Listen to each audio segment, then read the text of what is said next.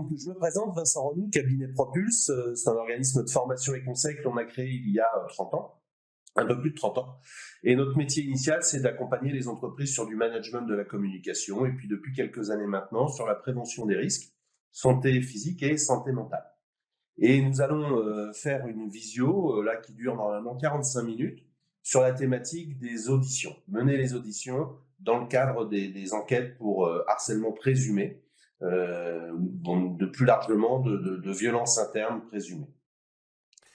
Dans cette visioconférence, moi, je vais vous présenter les différentes thématiques et on est accompagné aujourd'hui par Mine, qui est assistante chez Propulse, qui va collecter les différentes questions qui pourraient se poser.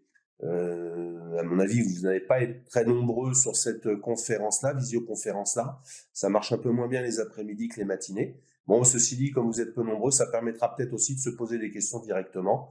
Mais auquel cas, si vous ne souhaitiez pas, vous pouvez directement sur le chat noter quelques questions. Et puis à l'issue, dans 30-35 minutes, Mine m'en fera le retour. Et puis on lira ces questions-là ensemble. Et tant que j'en suis capable, je vous répondrai. Et sinon, je vous réorienterai sur les experts juridico-techniques chez nous. Concernant les enquêtes, enfin les auditions, puisque c'est bien de ça dont nous allons parler. En fait, vous avez représenté sûrement des entreprises qui sont, sur ces sujets-là, à des niveaux de maturité qui sont différents. On le voit bien sur le marché des entreprises avec lesquelles on travaille. Il y a des structures qui débutent et qui démarrent un peu sur ces sujets et d'autres qui en sont à leur 10e audition et qui viennent chercher des éléments un petit peu plus précis sur des types d'auditions qu'on peut mener. Alors moi, je vais en parler de manière très très générique, peut-être trop pour certains d'entre vous. N'hésitez pas à revenir sur des questions plus précises à l'issue. Quand on s'est penché nous sur ce sujet, les auditions, on était en 2019 quand se sont mis en place les référents harcèlement sexuel et harcèlement moral. Et on était précurseurs en France sur ces formations-là, chez Propulse. Et ça nous a permis d'échanger avec les entreprises et sur la manière qu'elles avaient, elles, de traiter des signalements. Alors, on n'était pas très en avance à l'époque sur ces sujets. Et on voit bien que chaque entreprise essayait de se débrouiller avec le bon sens nécessaire et en essayant d'être le plus clair possible. Ceci dit, ça correspondait pas forcément à chaque fois à ce que l'entreprise attendait.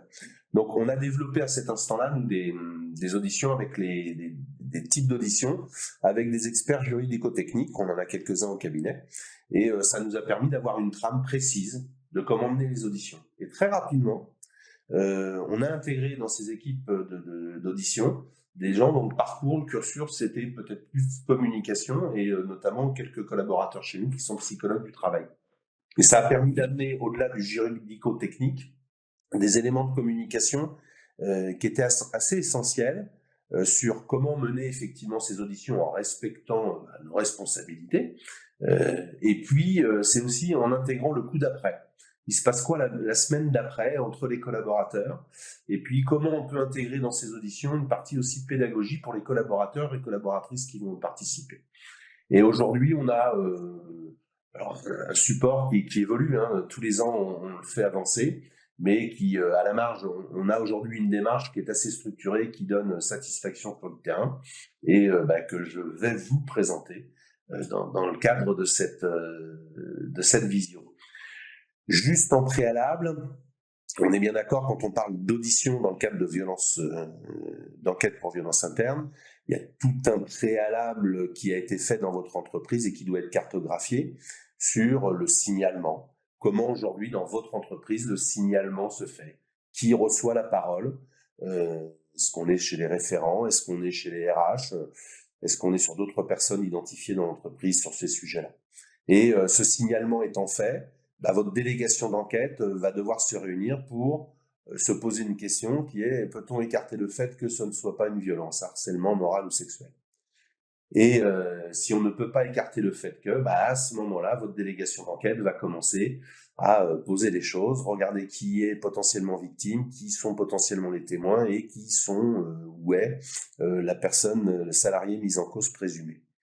Et cette délégation d'enquête, composée de 8-10 personnes, en fait, va déterminer la manière dont on va mener les auditions.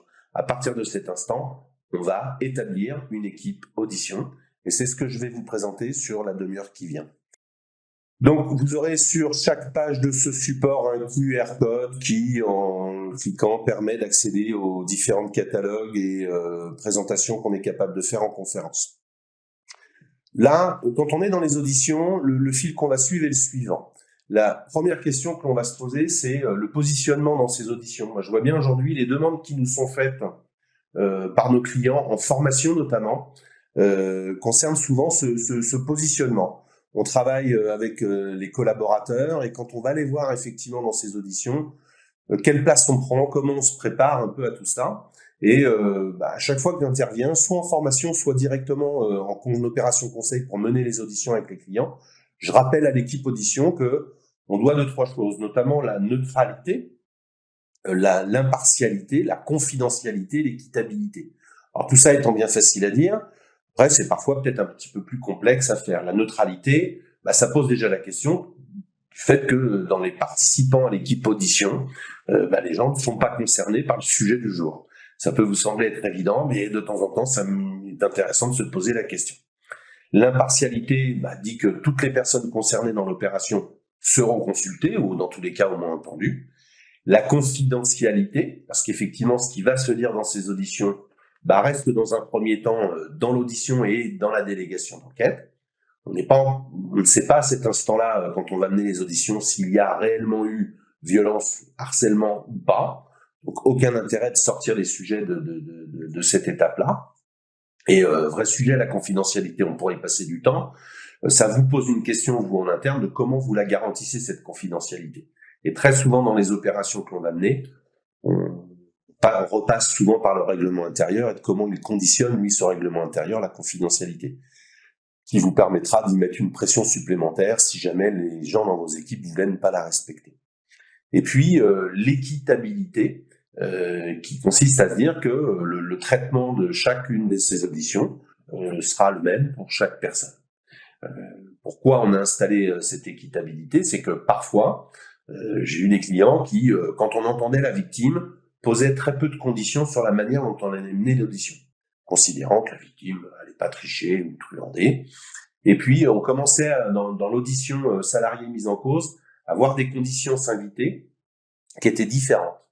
On souhaite pas que la personne soit accompagnée, on souhaite que notamment quand il y a des auditions en visio, des conditions différentes que les auditions qu'on avait pu faire pour la victime. C'est une assez mauvaise idée. Tous les avocats conseils avec lesquels on travaille considèrent bien que s'il y avait des traitements différents dans chacune de ces auditions, la notion de procédure utilisée, une vice de forme, serait assez facile à attaquer ou à défendre en fonction de son position. Donc, première étape, ça dit qu'il y a quand même, effectivement, dans cette équipe audition, on va définir qui est cette équipe audition juste après, c'est à se rappeler quand même de quelques éléments majeurs. Je vous ai noté le fait aussi d'assurer une précision sémantique. On n'est pas tous juristes, je ne le suis pas. C'est-à-dire que quand je vais dans ces auditions, je reprends quand même quelques textes qui sont ceux du moment et qui parlent effectivement des enquêtes pour violence interne. On a tout intérêt à plutôt utiliser les termes qui s'y prêtent et puis dans tous les cas de respecter une procédure. Alors, là, une fois que l'on s'est dit ça, les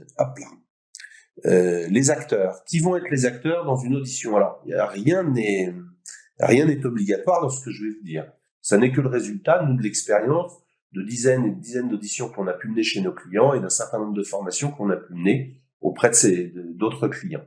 Le format que l'on a retenu aujourd'hui, qui nous semble le plus opérant dans cette équipe-là, c'est qu'il y ait un lead pris par quelqu'un qui jouera ce rôle d'auditeur, qui peut être de votre entreprise, qui peut être de l'équipe délégation d'enquête, qui peut être externe. C'est ce que l'on fait aujourd'hui pour certains de nos clients.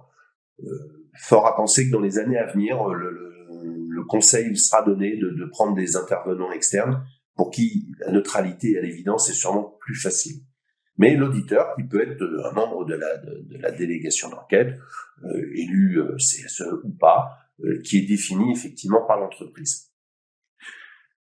Cet auditeur doit avoir à sa connaissance un certain nombre de supports, je vous les présenterai tout à l'heure, qui sont les procès-verbaux des auditions qui vont être menées, les procès-verbaux pour les victimes, procès-verbaux pour les témoins si tant est qu'il y en ait, puis procès-verbaux pour les salariés mis en cause présumés pour des faits de violence interne. solide est celui qui va reprendre la parole, être écouté, regardé, qui va orienter, guider aussi le questionnement. Et puis, l'expérience nous a montré qu'avoir un ou deux accompagnants au-delà de celui qui va jouer le rôle d'auditeur, permet de générer des équilibres dans l'entreprise, notamment, et très souvent on met des référents CSE représentant les salariés de l'entreprise et puis parfois des référents CSE représentant l'employeur. Ça permet d'équilibrer et d'éviter la sensation qui pourrait être donnée à une victime, oui, il y a que des membres de la direction dans cette pièce, donc ils vont défendre le manager concerné, si on parlait de harcèlement moral par exemple.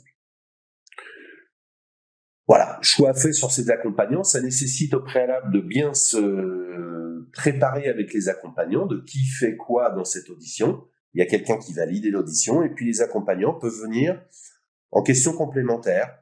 Là, il y a une organisation à trouver pour éviter que ça parte effectivement dans tous les sens. Dans tous les cas, ce qui va et doit être rassurant pour vous, c'est qu'à partir du moment où vous avez établi un procès-verbal d'audition, en fait, toute cette équipe-là va descendre très tranquillement le procès-verbal qui a été dressé. J'y reviens juste après. Et puis, vous aurez un rôle qui peut paraître secondaire au départ, mais qui est sacrément important, qui est le greffier, ou greffière ou saisie. C'est la personne qui va prendre note pendant cette audition. Souvent, quand on arrive sur une opération et il y a un peu urgence, en règle générale, le dirigeant nous dit oui, on trouvera bien quelqu'un qui saura taper à la machine. Alors, c'est pas tout à fait ça. Il y a à se concentrer un peu plus que ça parce que il y a avoir une capacité de saisie évidente. Et puis, il y a aussi ce rôle de greffier va faire le tempo en fait de l'audition. C'est avec un arbitrage qui sera à prendre. Est-ce qu'on prend toute l'audition littérale, mot à mot, ou est-ce que l'on va faire des synthèses de points évoqués par une victime, un témoin ou un salarié mis en cause? Le format que l'on retient aujourd'hui est plutôt d'aller vers des synthèses. On parlera des durées d'audition, ça peut durer très longtemps. Alors de question de faire un PV qui fasse 150 pages, on a besoin juste de synthèses qui permettent de ressortir les éléments qui ont utilité et qui serviront à prendre une décision. Et là, il faut que celui ou celle qui joue ce rôle de greffier saisi ait compris un peu tenant et aboutissant, être capable de rédiger. Alors, de temps en temps, les personnes que l'on entend font des fautes de français, n'ont pas une syntaxe ou une grammaire complètement exacte. On verra que ce qui est utile dans cette audition, c'est de reprendre et de noter avec fidélité ce qui a été transmis. À la faute de français près. On n'est pas dans un cours de français où on va corriger les gens. On est venu très très fidèlement reprendre la parole de ceux qui se présentent en tant que victimes, témoins ou salariés mis en cause. Donc vrai travail de précision. Il y a aujourd'hui des outils d'IA qui sont en train de se développer pour travailler sur ces synthèses. On ne les a pas trouvés encore très performants, donc on fait encore confiance à l'humain sur cette donnée-là. Et considérer qu'il y aura un temps à consacrer une fois que la synthèse est faite et un temps de relecture à refaire par la personne qui est auditionnée à ce moment-là. Et puis ça va nous faire rencontrer ce qui est en bas de cette feuille, là où les victimes présumées de faits de harcèlement, le témoin ou les témoins d'agissements ou de propos supposés, et le salarié mis en cause dans le signalement des agissements ou des propos supposés. Voilà les acteurs qui vont faire partie de cette audition. Qu'est-ce que l'on vient chercher dans une audition? Il y a trois éléments majeurs en fait. C'est quels sont les faits? Au-delà du signalement qui a été fait par une victime, qu'on va considérer comme étant victime et respectée en tant que telle, à partir du moment où la délégation d'enquête a dit on ne peut pas exclure le fait qu'il n'y ait pas eu de harcèlement. Bon. Moi, quand je vais mener l'audition, je suis pas en train de mener une enquête de police. Moi, je suis pas en train de chercher une vérité en tant que telle. Je suis en train de permettre à chaque personne d'exprimer les éléments et la manière dont cette personne a vécu ces éléments. Faut-il à minima que les éléments soient factuels? Et là, encore une fois, la qualité des procès-verbaux que vous allez utiliser, déterminante à cet endroit-là, puisque la vraie question, c'est que s'est-il passé? Comment factuellement peut-on ressortir les choses? Les pressentis, les présumés, les ressentis, qui seront parfois peut-être notés en tant qu'éléments de contexte, mais le rôle que l'on a dans cette audition-là, c'est de ressortir factuellement les éléments. Alors ça paraît facile et puis parfois ça ne l'est pas tant que ça parce que les gens ne se rappellent pas tout le temps des dates, des lieux précis, de qui était présent, pas présent. On va leur demander de se concentrer un petit peu parce que ce sera compliqué et délicat de s'arrêter à se dire que il y a une fois monsieur machin m'a mal parlé, c'était où je sais plus, c'était quand je suis pas trop, mais c'était pas sympa. Ça c'est pas factuel. Donc on va aider à cet endroit-là quand on est auditeur et accompagnant la victime à se concentrer sur les éléments factuels. Au-delà des éléments factuels, la deuxième étape qui va découler des procès-verbaux va être dans la recherche de la matérialité. Alors, la matérialité, c'est assez simple en définitive. Est-ce qu'il y a des éléments qui corroborent ce que vous êtes en train de nous annoncer là? Est-ce qu'il y a, alors les quelques exemples que l'on prend, les témoins sont souvent la matérialité que l'on va viser et cibler plus rapidement. Est-ce que quelqu'un était présent, a entendu, ou est-ce que témoin indirect, quelqu'un à qui on a reporté effectivement ces propos-là? Il y a très fréquemment dans les situations qu'on a à traiter, à gérer, des échanges de mails, des invitations ou non-invitations à des réunions, des comptes rendus de réunions, des comptes rendus d'entretien individuels, professionnels, comptes rendus d'entretien individuels, d'évaluation. De plus en plus s'invitent dans cette matérialité les Teams ou réseaux sociaux internes à l'entreprise, de plus en plus aussi les SMS, WhatsApp ou réseaux externes à l'entreprise qui vont venir matérialiser des situations en harcèlement moral ou en harcèlement sexuel, des photos, des vidéos, des enregistrements.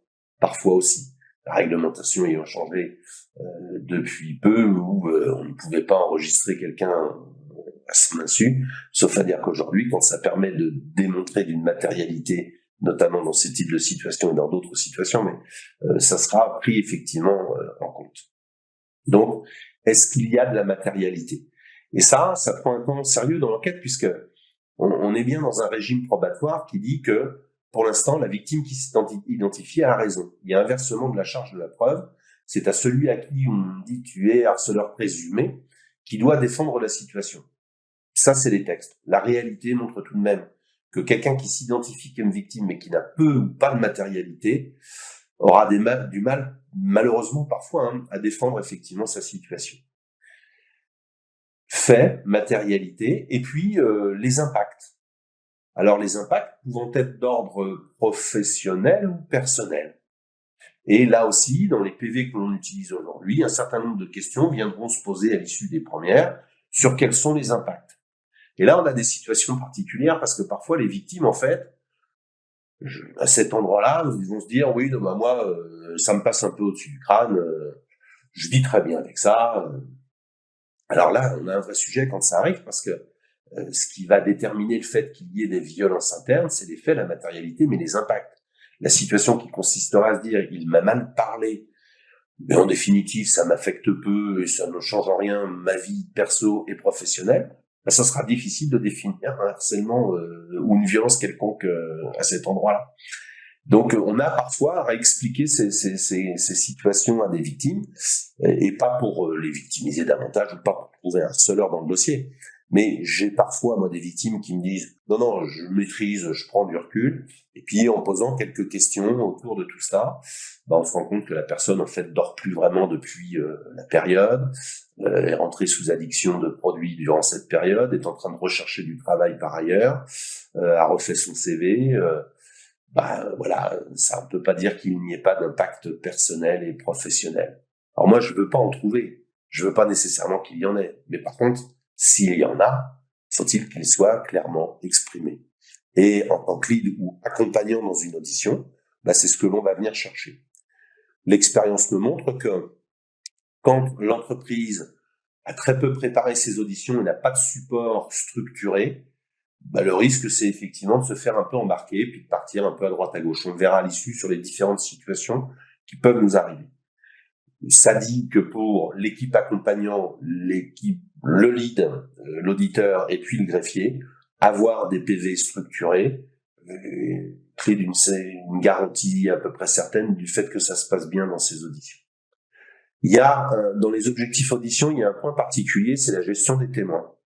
Le parti pris différent des entreprises quelqu'un s'identifie, se signale comme étant victime et d'un harcèlement moral. Et un des faits identifiés, parmi les 10-15 faits identifiés, c'est présence dans une réunion avec le manager considéré harceleur, pardon, et où 25 personnes étaient présentes dans la réunion.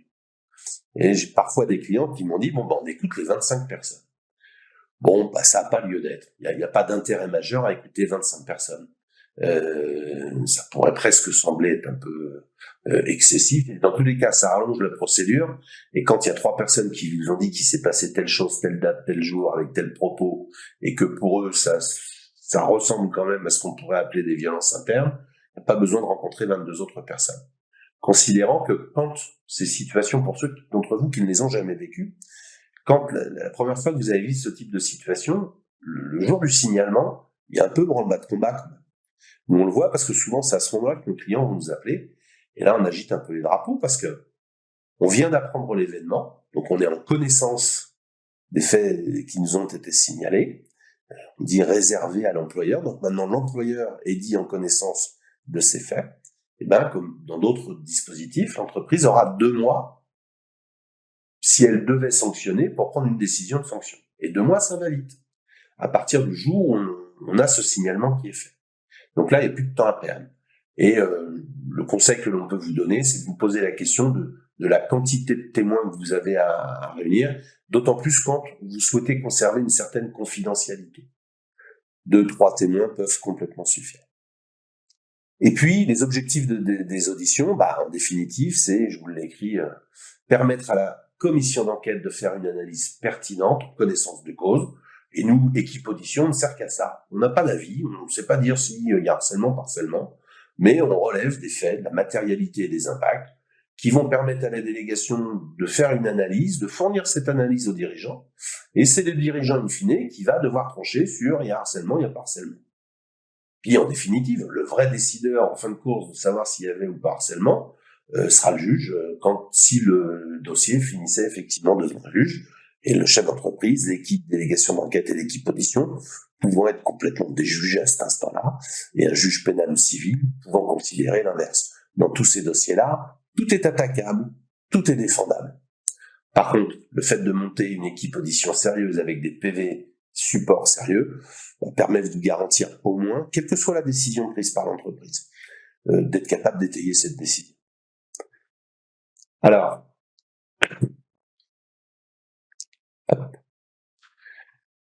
les supports dont je vous parlais, je démarre par le bas volontairement. Les PV, procès-verbaux, audition, 3 PV qui sont différents, mais qui, notamment sur la victime, qui vont identifier fait, matérialité, impact. Un procès-verbal qui est identifié pour chaque témoin, et là qui va être travaillé à chaque situation, c'est-à-dire que quand une victime s'identifie, et nomme 15 faits. Et puis, du fait 1, 2, 3, 4, 15. Et puis, à un moment donné, un des témoins, Monsieur Martin, est identifié sur le fait 2 et le fait 13. Et ben, on va rétablir un procès verbal qui va n'identifier ce témoin, Monsieur Martin, que le fait 2 et le fait 13. Et avec une construction de ce procès verbal qui est importante à connaître, c'est-à-dire que le questionnement que l'on va porter au témoin est un questionnement très ouvert qui consiste à faire exprimer le témoin. Si la victime dit, voilà, moi, on m'a insulté ou on m'a dit que j'étais un incompétent notoire sur le dossier Durand, et que j'étais abruti, idiot. Quand on va poser la question au témoin, on va pas lui reciter la phrase en disant est-ce que ça a bien été dit ou pas dit. Il y a un questionnement qui est préconisé par nos avocats conseils, qui est de dire, à cette date-là, est-ce que vous étiez présent à cette réunion? Oui, non. Que s'est-il passé dans cette réunion? Y a-t-il eu des événements et éléments entre cette personne et cette personne qui ont retenu votre attention? Alors bien souvent, oui, je vois bien de quoi vous voulez parler, ok. Est-ce que vous pouvez nous dire, monsieur le témoin Martin, ce que vous avez entendu lors de cette réunion? Et l'idée étant de bien valider si ça corrobore les termes utilisés par la victime qui s'est signalée, ou si on est un peu à côté de ces termes-là. Et là, par expérience, pour avoir mené quelques dizaines d'auditions, de dossiers d'audition, oui, on va pouvoir tout y retrouver. Donc, il y a une spécificité sur la manière dont on va mener effectivement l'audition avec le procès-verbal témoin.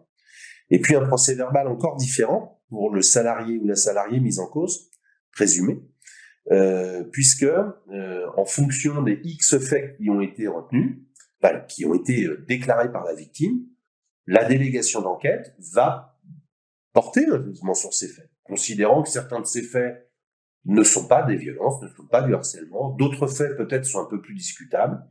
D'autres faits sont peut-être des éléments de contexte qu'il est utile à apporter au dossier. Ça, c'est l'arbitrage de la délégation d'enquête. Et nous, équipe audition, on va se retrouver avec un procès verbal qui a identifié les faits souhaités par la délégation d'enquête et avec des questions finalement et relativement simples. Sur un fait numéro 1, Madame Durand, victime dans ce dossier, nous dit que vous avez eu les propos suivants. Blanc. Oui, non, c'est vrai ou ça n'est pas vrai. Et c'est aussi simple que ça.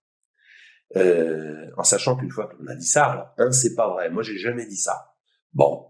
Alors, ça sera compliqué pour le salarié mis en cause de définir que ce n'est pas vrai, sauf s'il y a témoin. Et là, il peut y avoir des témoins de salariés mis en cause. Et puis, on peut avoir aussi, de temps en temps, le salarié mis en cause qui dit, effectivement, j'ai dit ça. Mais je vais vous expliquer pourquoi j'ai dit ça.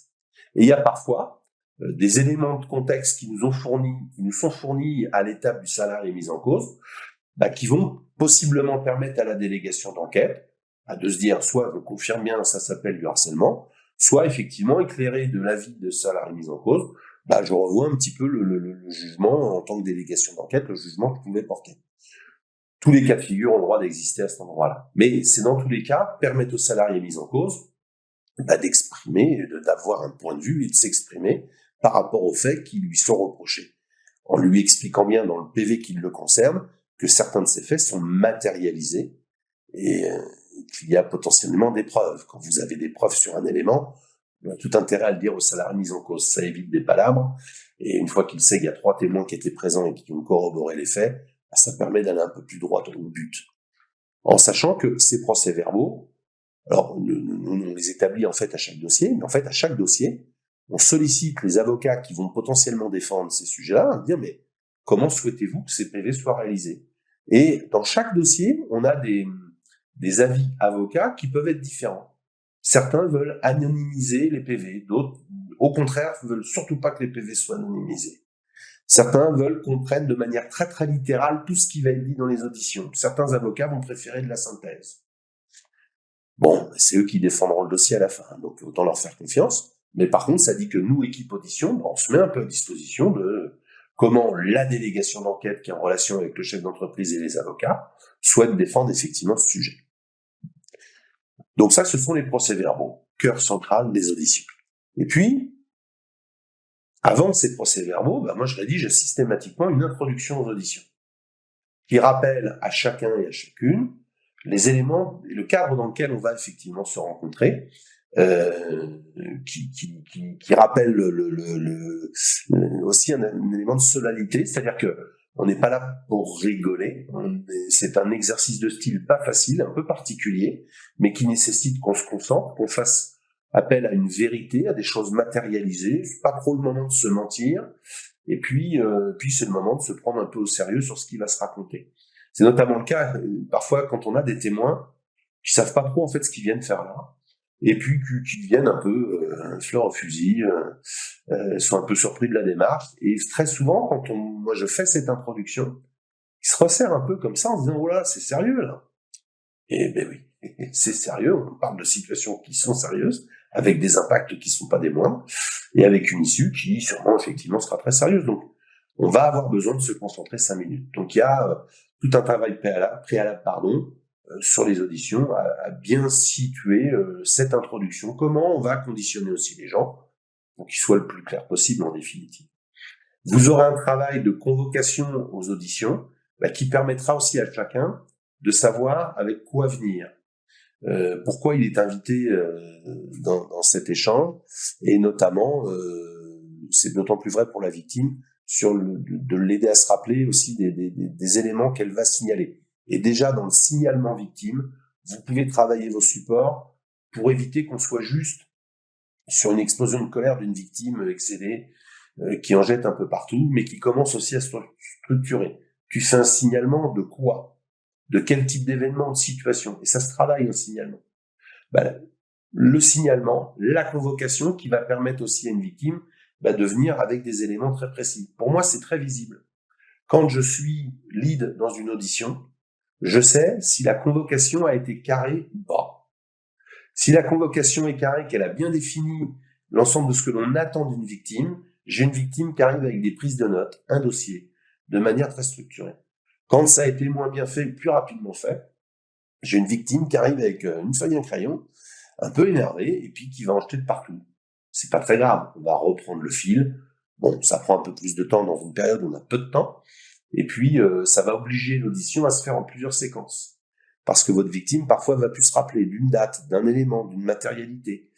Bon, on se le note. Par contre, il faut qu'on s'en reparle dans les 2 jours, donc il faut que ça aille vite. Et on devra revoir cette victime pour compléter le PV d'audition. L'idéal, quand on a bien préparé, c'est qu'à la fin de l'audition de chacune des personnes, le PV est relu, signé par toutes les parties et acté comme étant ce qui a été dit lors de cette audition. Donc voilà les différents supports que l'on peut utiliser. On a vu les différentes personnes qui pouvaient être concernées à cette audition.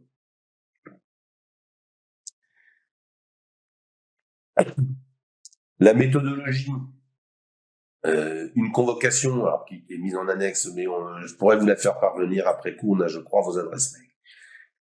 Une préparation, la préparation matérielle, le lieu, l'accueil, la saisie, la confidentialité, une préparation documentaire, nos fameux procès-verbaux, quelles sont les règles de droit, les techniques, qui fait quoi quand, la préparation technique qui fait quoi quand entre le leader et l'accompagnant. Ça dit quoi en synthèse là dans cette préparation? C'est que les premières fois où j'ai mené ces auditions, j'ai été moi préparé par des gens spécialistes de situations de crise à risque. Et en fait, le lieu est essentiel. Et ils me disaient, fais toujours attention où se trouve la fenêtre. Et où toi tu te trouves et où la victime, par exemple, se trouve. Moi, je trouvais qu'ils en rajoutaient un petit peu. Et puis en définitive, non, j'ai fait attention à chaque fois. On va dans cette audition avoir des gens qui vont être dans des situations qui sont très peu habituelles pour eux et qui vont craquer, possiblement, qui vont revivre parfois les événements. Nos copains psychologues nous expliquent bien ça, hein, quand on va réexprimer, on va revivre la situation, parfois avec l'impact, et même avec du recul, même avec des grands gabarits, ça finit parfois effectivement en pleurs. Donc il y a à se poser la question de où on fait, comment on se place, notamment le lieu. On a parlé de confidentialité.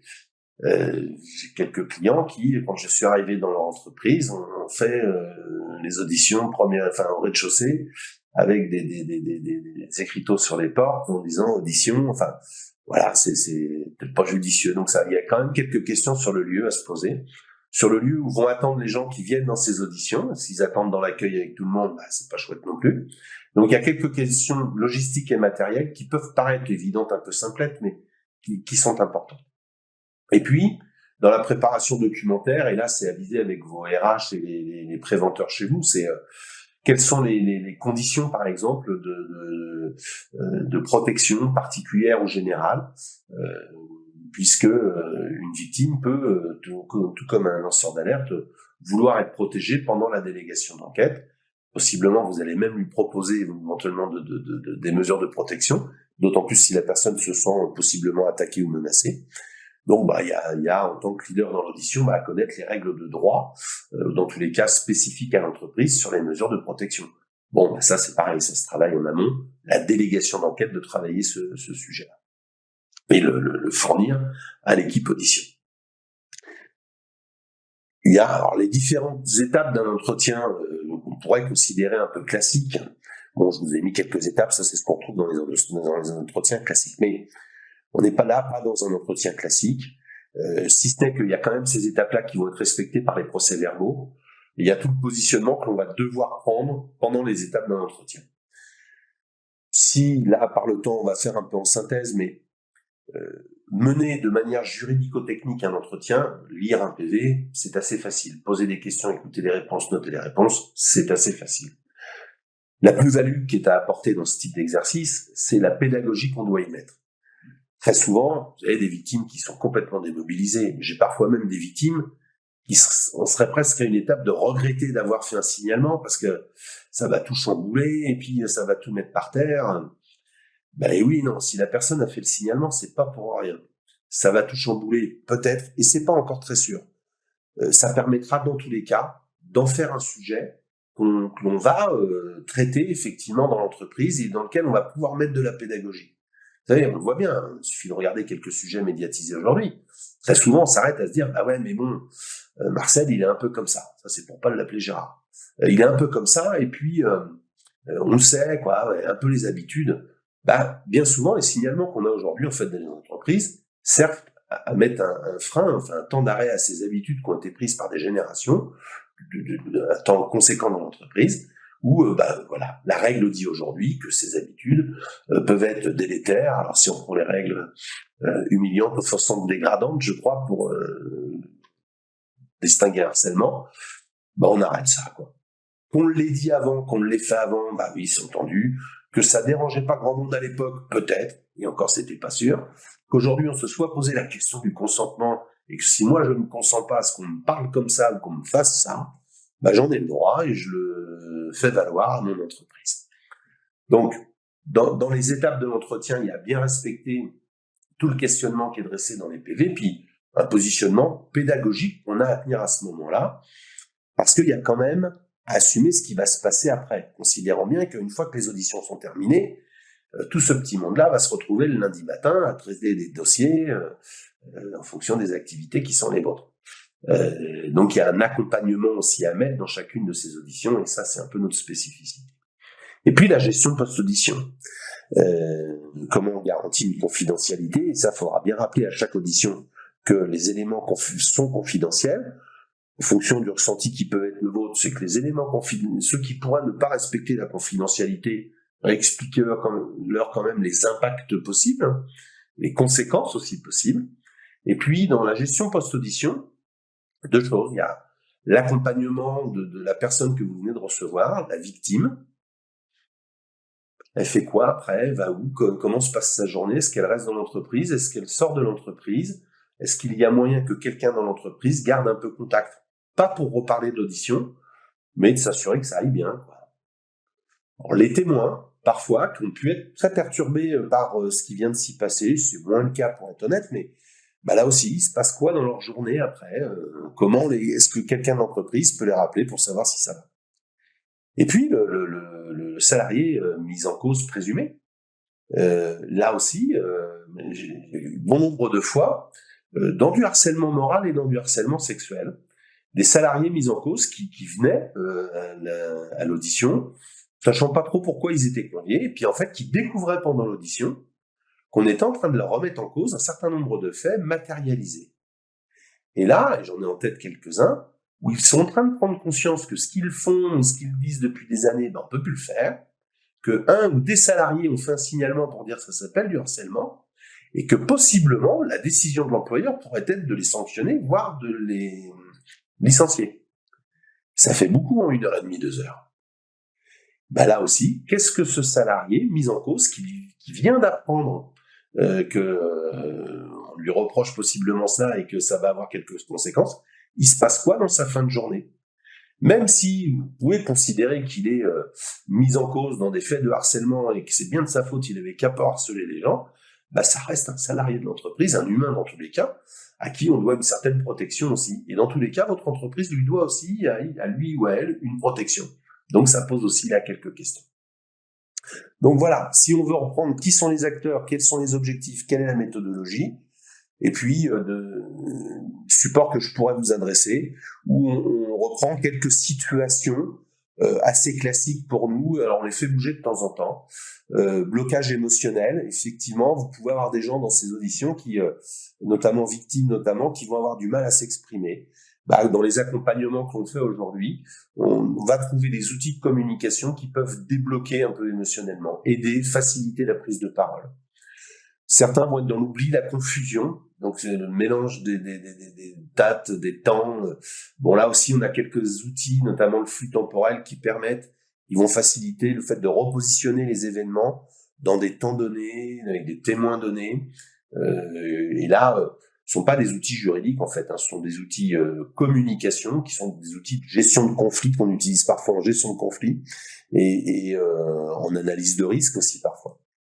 Le risque d'un positionnement défensif, là chez une victime, mais parfois aussi et souvent chez un salarié mis en cause, comment par les outils comme on travaille ce positionnement défensif pour faire en sorte, c'est tout l'intérêt du salarié mis en cause, qu'il s'exprime le plus clairement possible.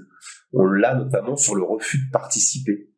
Le refus de participer, le plus souvent, c'est par rapport au salarié mis en cause.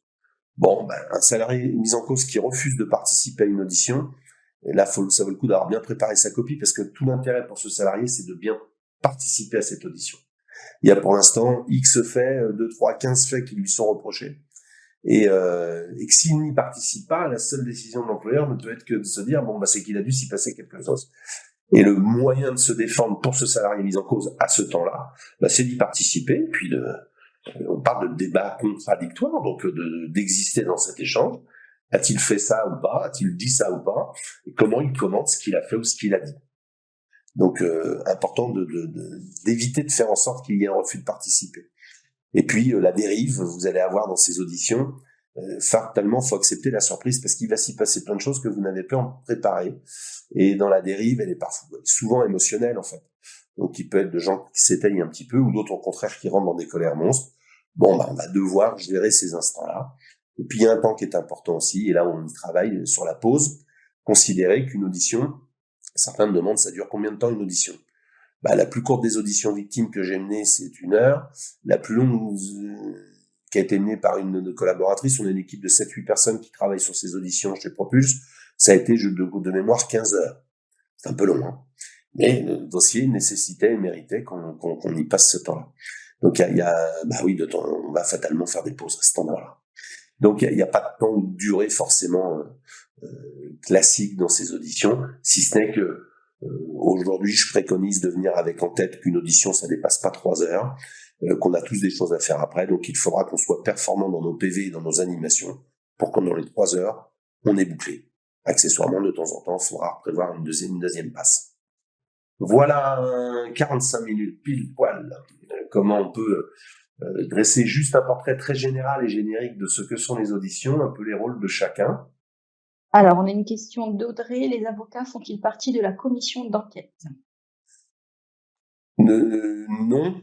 Alors, ça dit pas qu'ils n'ont pas le droit d'en faire partie, mais l'expérience que j'en ai, non, ce sont vos avocats conseils, partenaires à côté de tout ça, qui vont pas forcément faire partie de la délégation d'enquête. La délégation d'enquête, elle sera composée principalement des salariés de l'entreprise. On a une autre conférence sur la délégation d'enquête, mais là en 2 secondes, c'est des gens chez vous qui sont formés à ce que c'est ou ce n'est pas le harcèlement sexuel. Et puis avec une validation de cette délégation d'enquête sur ne sont-ils pas concernés. Donc il y a quelques questions qui se posent en amont sur si on est de lien familial reconnu comme étant ami d'enfance, les enfants, on est parrain des enfants, ou on est collègue, voisin de bureau. Il y a quelques éléments qui peuvent nous sortir de cette délégation d'enquête. Mais les avocats conseils n'y sont sûrement pas interdits, mais en règle générale n'en font pas partie. Par contre, ils vont fournir un cadre, ils doivent aider à fournir un cadre de comment eux vont vouloir peut-être défendre un dossier. Et là, je vous dis, tous les cabinets d'avocats avec lesquels on travaille, on des approches qui peuvent être différentes. Bon, ça va souvent dans le même sens, mais il y a quand même des spécificités pour certains d'entre eux. Alors, entre les acteurs de l'audition, vous avez cité l'accompagnant. Qui peuvent être ces personnes? Membres du CSE? Pour l'interrogation. Oui, membres du CSE, souvent, en fait, quand je fais, moi, les auditions, c'est suite à une demande d'entreprise. Souvent, en fait, quand ils nous demandent à nous, c'est que le sujet leur semble pas bien facile, ou c'est que c'est la première fois qu'ils en font. Et le sujet pas facile, c'est parfois les mises en cause qui peuvent sembler être compliquées, ou parfois le risque qu'on prend dans le dossier, que l'entreprise prend dans le dossier. Et quand je suis leader, en fait, les accompagnants, très souvent, je vais avoir effectivement des membres élus CSE qui vont être représentants des salariés. Et puis, je vais avoir aussi en accompagnant souvent quelqu'un qui est DRH ou représentant RH. Comme je vous le disais, ça permet de fournir un équilibre. Ça se sent bien. Si la victime, c'est un opérateur ou une opératrice de ligne, si on parle d'industrie, le fait d'avoir un membre élu représentant les salariés, il y a quelque chose là-dedans qui est rassurant. Et puis, on va le présenter, nous, de cette manière. Le but dans ces auditions, c'est de bien rassurer les gens.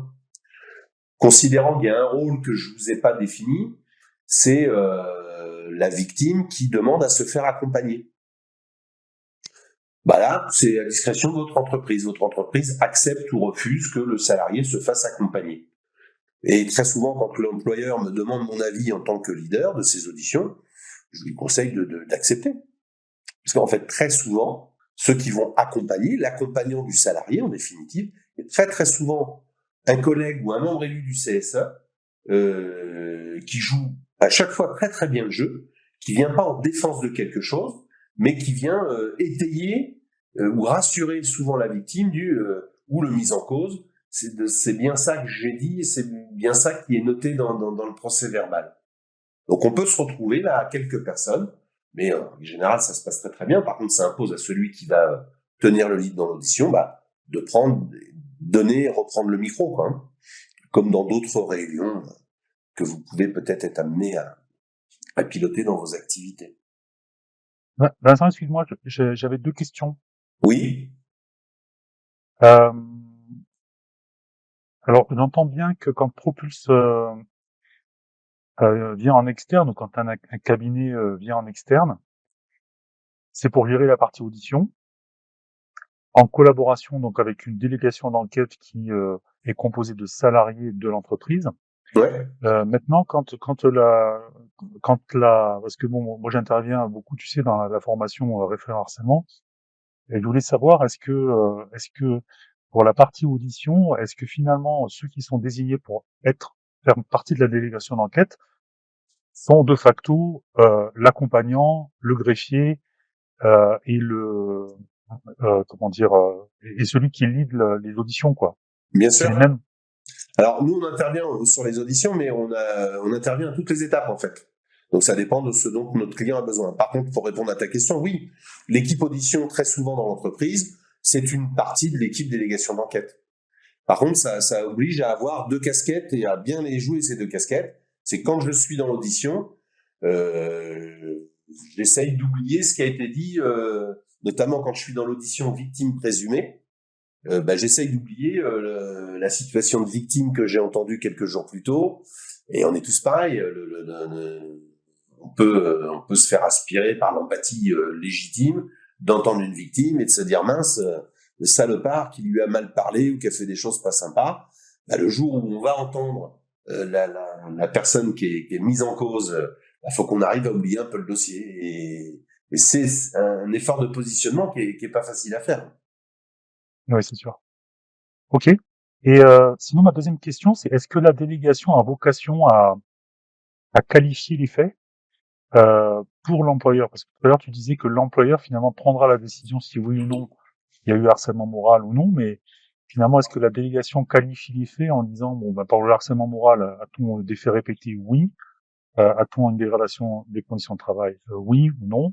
A-t-on une atteinte à la dignité? A-t-on une atteinte à la santé? Compromission de l'avenir professionnel? Oui ou non? Et dans ce cas, est-ce que cette délégation a vocation à qualifier le harcèlement moral ou pas, s'il est caractérisé, et aussi on va dire, à donner des orientations possibles, comme par exemple une mission de médiation, ou tu vois, pour un cas de harcèlement moral avéré, enfin voilà.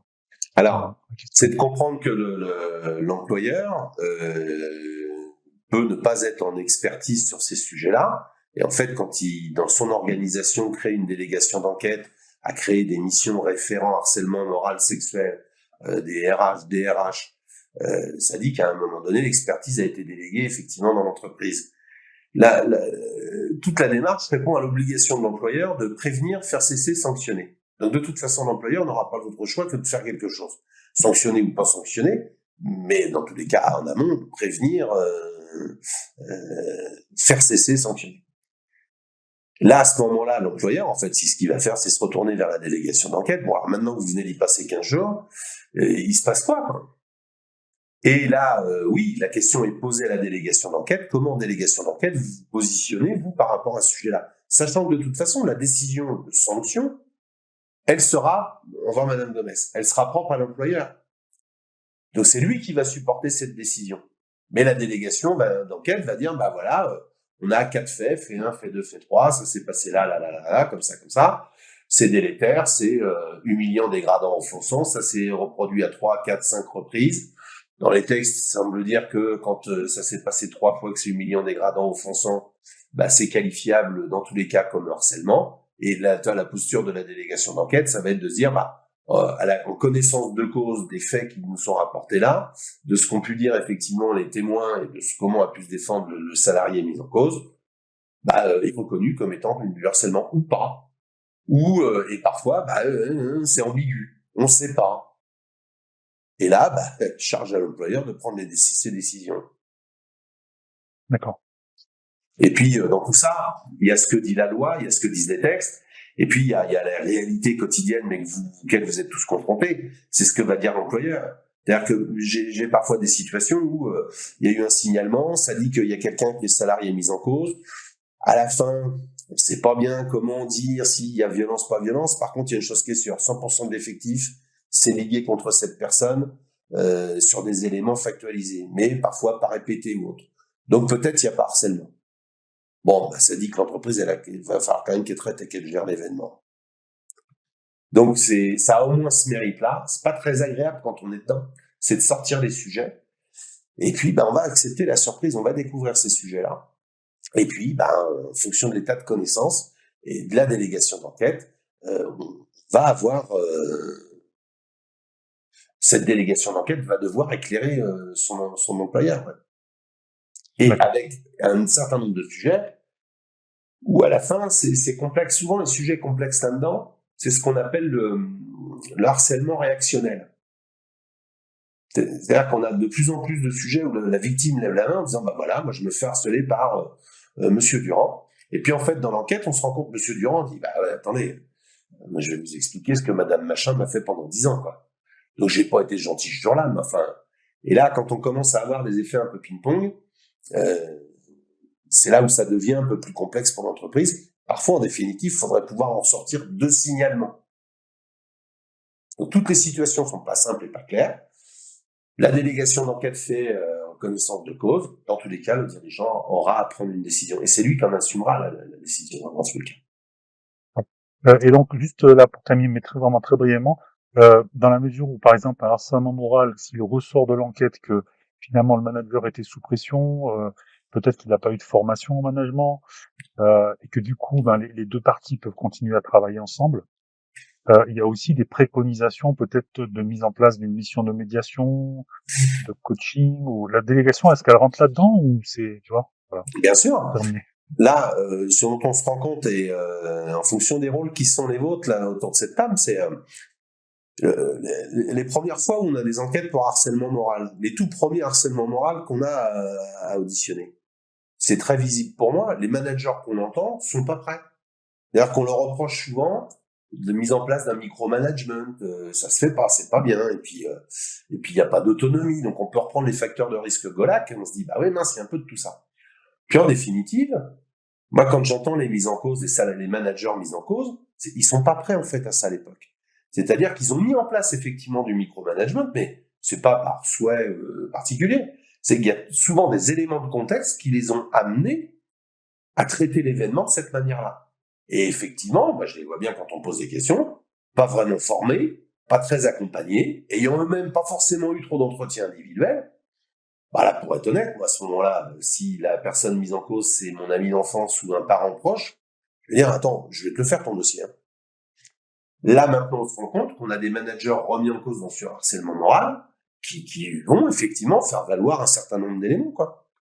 On me dit que je gère mal mes collaborateurs, je suis peut-être un peu trop comme ci, comme ça. Aucun objectif ne m'a été assigné sur la gestion de mon organisation, de mon service.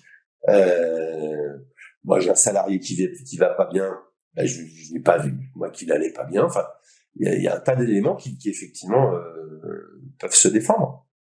Mais ça dit par rapport à ce que tu dis là, c'est que le conseil qu'on peut donner en fait à l'ensemble des entreprises que l'on croise et ce qu'on fait, c'est à aujourd'hui, si on veut limiter le nombre de dossiers délégation d'enquête liées à violence interne, c'est former vos managers. Alors, à du management, c'est évident, mais les former à ce qu'on appelle l'identification des signaux faibles. Les former à ce qu'on est en train de créer là, on l'a créé cette année, on est en train de le travailler avec nos clients, l'entretien de clarification. Moi, quand j'ai un doute en tant que manager, j'ai un collaborateur, il fait un peu la tête là, mais d'habitude, il n'est pas foutu comme ça. Il y a quelques signaux faibles qui sont identifiables. Et ben, je provoque un échange. Que pas à charge. On va essayer de décanter un peu les choses. Par contre, l'entretien de clarification, qui est un autre outil managérial, et qui est très bien ficelé aujourd'hui, qui permet rapidement de se dire, il se passe quelque chose ou il se passe rien. S'il se passe rien, c'est pas très grave. Vaut mieux provoquer un échange et qu'il s'y passe rien, que d'avoir loupé l'échange où il s'y passait quelque chose. Et en fait, la plupart des auditions qu'on mène aujourd'hui sont des situations qui ont été identifiées qui étaient connues dans les entreprises, pour lesquelles on a eu du mal à réagir parce qu'on savait pas trop quoi faire, en fait. Donc, formez vos managers, sensibilisez les collaborateurs, tout n'est pas du harcèlement. Un manager qui dit à ses collaborateurs qu'ils sont en retard le matin, quand ils sont en retard le matin, ça s'appelle du droit normal de gestion. On a le droit de dire à quelqu'un qu'il est en retard. On a le droit de dire à quelqu'un qu'il n'a pas atteint ses objectifs, si tant est qu'on lui avait précisé ses objectifs en amont. Donc, tout n'est pas harcèlement. Donc, il y a à former, à sensibiliser un petit peu tout ce monde-là, les managers, les collaborateurs, et puis dans les actions amenées derrière tout ça, c'est tout l'ensemble du catalogue que vous aurez vu, vous pouvez flasher là sur le support que je vous ai passé, c'est de nommer des référents, de renforcer vos référents, harcèlement moral, sexuel, qui eux vont porter le message en interne, renforcer aussi les membres du CSE sur la connaissance de ces sujets, parce qu'ils vont aussi être pédagogues dans l'entreprise sur ce qui est et n'est pas du harcèlement. Et puis, il y a des opérations mais que vous êtes tenu de faire. Dans votre document unique d'évaluation des risques psychosociaux, il y a des choses qui doivent être identifiées, et puis auquel cas, de faire une évaluation de risques psychosociaux permet de lever les sujets plus tôt, en fait, et de limiter le nombre d'auditions qu'on sera amené à faire. J'ai vu une autre question passer, Mine. Oui. Merci. Par rapport au changement de loi concernant l'enregistrement d'une personne à son insu, je n'ai pas compris si c'est sûr que ce soit pris en compte ou si ça peut être pris en compte par le juge, mais sans certitude. Si, c'est pris en compte aujourd'hui. Faut-il que la vidéo démontre ou déclare quelque chose. Mais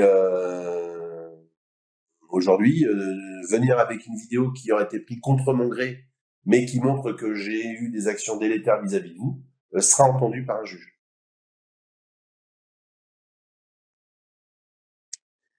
Voilà, monsieur, dame. Dans tous les cas, je vous remercie d'être venu. J'espère que ça a bien répondu. On reste, nous, à dispo. Ça fait partie de nos missions. Si vous aviez des questions complémentaires, je ferai en sorte de vous recontacter et de vous y répondre. Il y a une question qui reste en suspens. Je la ferai valider par Jérôme Lanfranca chez nous, qui reviendra vous donner cette information. Et puis, merci de votre présence et je vous souhaite une belle journée et une belle fin de semaine. Au revoir.